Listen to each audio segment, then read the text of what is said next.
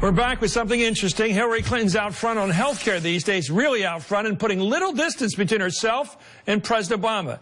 Just last night, she spoke to students at the University of Miami, where she gave a strong defense of affordable health care. There's been so many misconceptions about what's in the Affordable Care Act. Many of you are now covered because under it, if up to the age of 26, your parents get to keep you on their policies. That wasn't the case a few years ago. We still can disagree, and we will, but the disagreements will be based on something resembling evidence. And we won't be living in an evidence-free zone where we just argue past each other all the time. Wow, evidence-free zone. There's a new phrase to think about. Clinton was beaten up badly, of course, back in the 90s when she tried to push her own health care bill through the Congress. But now that seems she's likely to run for president again. She will inherit President Obama's signature achievement.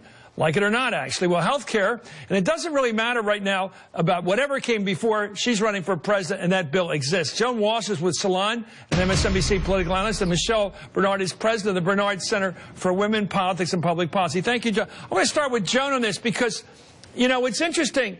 75% of liberals like Hillary Clinton. Yes. 75% of moderate Democrats like Hillary Clinton.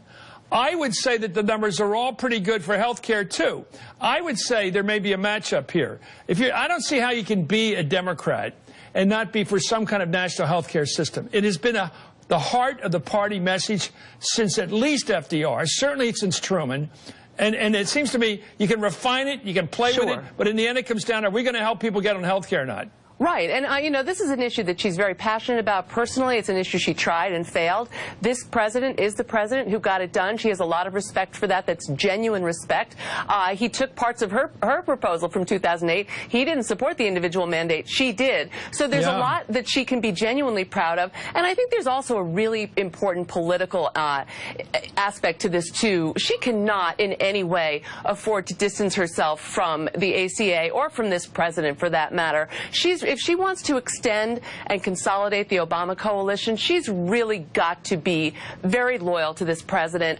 She cannot take the African-American vote for granted. I don't think she does, but I think there are just a lot of reasons that this makes sense for her in terms of policy, but also in terms of politics to be out there and be one of the foremost defenders of this law. It's crucial.